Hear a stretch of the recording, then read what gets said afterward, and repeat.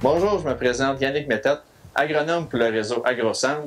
Je suis en compagnie de Christian Blanchard, agronome et représentant à l'AgroCentre Fertibec. La compaction est souvent un problème majeur au Québec et c'est souvent ce qui limite nos rendements.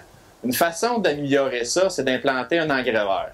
Ici, on est dans un champ où il y a eu tillage radish, c'est un radis qui a été développé pour la vigueur de sa racine pivotante. La période idéale pour semer le radis est fin juillet.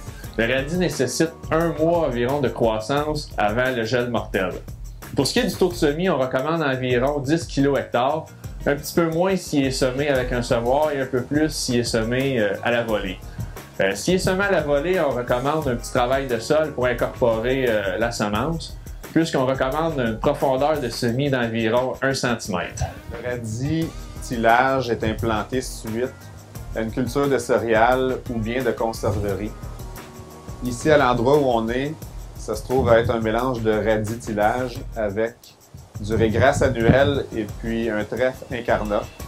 Le trèfle incarnat fixe l'azote, tandis que le régras va chercher les éléments nutritifs du sol, la portion supérieure, et puis le radis va chercher les éléments du sol plus en profondeur. On a fait un test en appliquant 50 unités d'azote sous forme urée dans la bande ici. Et puis on peut voir que le radis s'est très bien développé par rapport à la bande juste à côté. De là l'importance d'appliquer soit une source azotée ou bien un fumier ou un lisier suite à l'implantation du radis. On est devant ici des trous des racines du radis.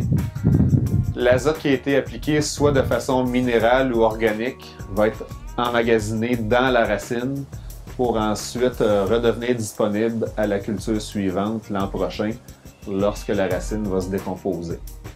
Un autre avantage, c'est que l'infiltration de l'eau va se faire beaucoup plus facilement l'an prochain. Un radis de type tillage comme celui-ci peut atteindre généralement 15 à 30 cm de long et 3 à 5 cm de diamètre. Les racines fines peuvent, tant qu'elles, descendre jusqu'à 1 mètre de profondeur. Lorsqu'il y a de fortes zones de compaction, les radis ne remplaceront pas la sous-soleuse.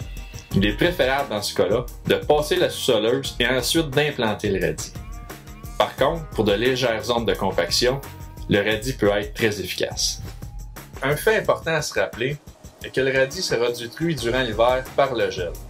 Par contre, lorsqu'il se retrouve en mélange, comme dans ce cas-ci, avec du trèfle et du régras, ceux-ci passeront l'hiver et il faudra le détruire le printemps suivant. Un autre avantage des engrais verts, c'est qu'on limite beaucoup l'érosion du sol. Comme le sol n'est pas à nu, on évite toutes les pertes de sol qui pourraient se retrouver dans les cours d'eau. De plus, en ayant un sol couvert de végétaux, on évite la croissance des mauvaises herbes.